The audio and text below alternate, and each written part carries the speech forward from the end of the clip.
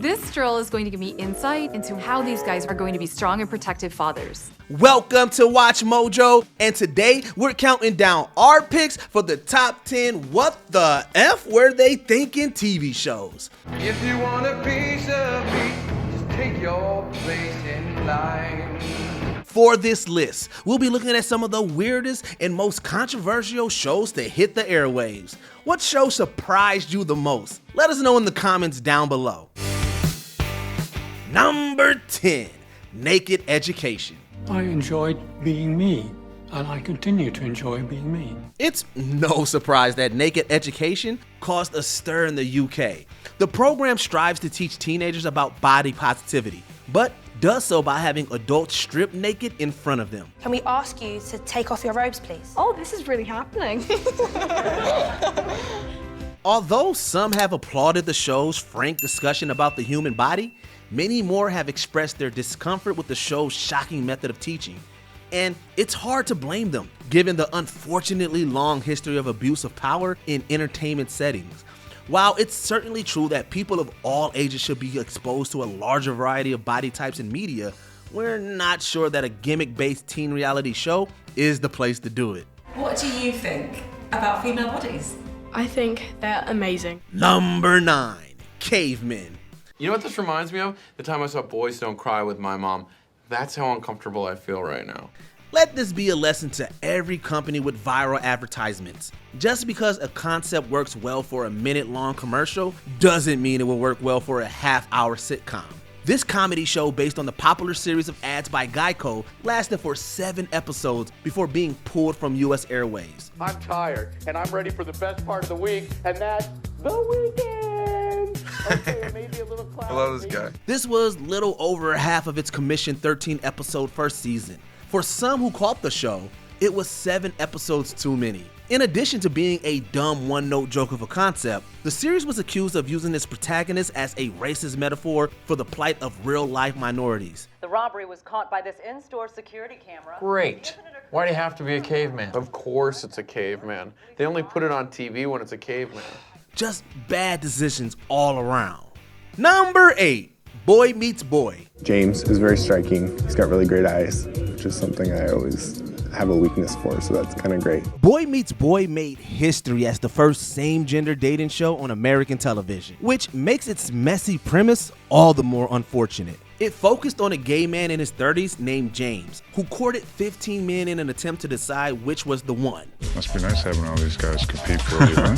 We'll see. The twist? Some of those 15 men were straight, and James had to weed them out if he wanted to win the show's $25,000 reward. The series' sheer existence was unquestionably influential to the future of reality TV, but at the time, it was hard for many viewers to look past the mean-spirited nature of the show's conceit. I think that may have just been the nail in the coffin of my career. Number 7, Labor of Love. Dating shows are nothing new, but it's rare that they have such high stakes. We found 15 sexy and sophisticated men who are ready to skip the dating and go straight to baby making. In Labor of Love, former Bachelor contestant Christy Cavemen got to know 15 men with the intention of making one of them the father of her children. After 8 episodes, Texas native Kyle Klinger was crowned the winner. But the pair unsurprisingly didn't seal the deal on the show's promise. Hey, Christy, I just wanted to say goodnight. Hi, good night. Have a good night. See you tomorrow. After a few dates off set, the two decided to call it quits, and Cavemen opted to have and raise a baby on her own. This, of course, meant that Labor of Love was all for nothing. But we have to say, we're glad that such a significant life decision wasn't made on a TV show. You want 2 sons, and I want healthy babies, regardless of gender. Number 6, My Mother, the Car. A 1928 Porsche, that's my mother, dear. She helps me through everything I do, and I'm so glad she's here. If you thought this title was a strange metaphor, think again. My Mother, the Car is about exactly what the title says. After the death of his mother, David visits a used car lot and hears one of the cars calling out to him. Hello, Davey. Intrigued, he buys the car, and finds out that his mother had been reincarnated into it. What follows is a surreal series about a living car who, among other things, gets drunk on antifreeze, thwarts a political assassination, and goads her son into involving himself in the neighbors' arguments. What's the matter with you anyway? Nothing wrong with me. I feel wonderful. You sound like you're tipsy. Antifreeze. Its concept, though creative, proved a bit too strange for its 60s audience, and its poor execution led to a swift cancellation. Number 5, Who's Your Daddy? A television series about adult adoptees finding their biological parents seems reasonable enough. The trouble with Who's Your Daddy was that it made the concept into a game show. I'm sorry, I'm just a little nervous. Contestants were matched with 8 men and had to determine which of them was their actual biological father by studying their habits and asking them a series of questions. Why did you guys have to give me up for adoption? If they guessed correctly, they won $100,000. If they failed, the man who tricked them won $100,000. Unsurprisingly, the show was deemed exploitative and insulting both to adopted families and adoption organizations alike. Due to the controversy and the show's poor performance, only one of the series' 6 produced episodes ever made it to air. There wasn't a day that went by that I didn't think about you and regret what we did. Number 4, Cop Rock. When it all is said and done, I can tell that you're the one. You can tell that she's the one. There are so many police procedurals on TV that it can be hard for new ones to stand out. In 1990, Cop Rock's attempt at making a name for itself included song and dance, and somehow it wasn't meant to be an elaborate joke. Unlike a typical musical in which characters break into song to punctuate major character or plot moments, Cop Rock peppered songs throughout its episodes at random, leading to numbers about everything from accepting a bribe to exercising.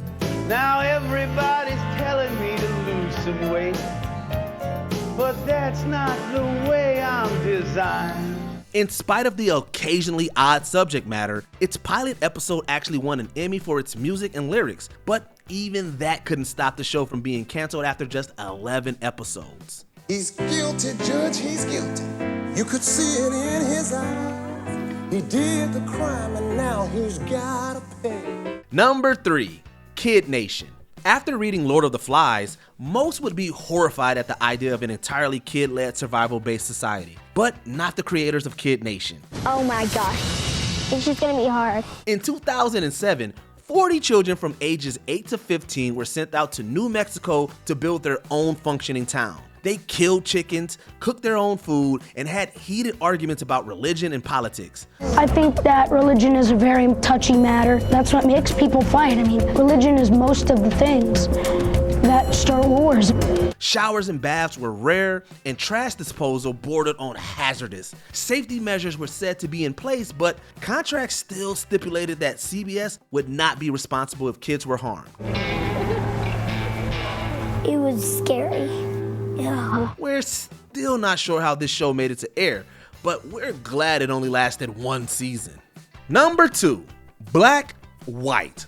It's true that education about cultural appropriation was a lot less widespread in 2006 than it is today. But that fact doesn't begin to excuse this mess of a show. Executive produced by Ice Cube, Black White sought to portray the different experiences of the 2 title races by transforming a white family into a black family, and a black family into a white family. Yeah, I think I'll break out the sticks, play a little golf.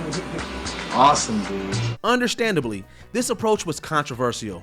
Its biggest critics claimed that it actually reinforced the very stereotypes it claimed to expose, with many taking issues with the idea that anyone could ever truly understand another race's experience after 6 weeks in makeup. That's what's so hard, is like whether or not I'm black or white, they know something is off. Before we continue, be sure to subscribe to our channel and ring the bell to get notified about our latest videos. You have the option to be notified for occasional videos or all of them. If you're on your phone, make sure you go into your settings and switch on notifications. Number 1, Hal, Honey, I'm Home. Hi, Hitler here. No, Bob Hitler. Who do you think? When it comes to comedy, Hitler isn't entirely off the table, as films like Jojo Rabbit prove. But if you're going to do it, you gotta do it right. How Honey, I'm Home did not do it right. You finally did it, didn't you? You finally went one step too far, Mr. Big Shot. Unlike Taika Waititi's World War II satire, How Honey seemed uninterested in making any meaningful commentary about its controversial protagonist. Instead, it cast Hitler and his wife as sitcom stars who live next to a Jewish family with the purpose of mocking the outrageous sitcoms of the 50s. Naturally, people weren't impressed, and the series was canceled after just one episode. What could be better than for Chamberlain to see you're just a down-to-earth guy who has fun with his neighbors? Did you enjoy this video? Check out these other clips from WatchMojo, and be sure to subscribe and ring the bell to be notified about our latest videos.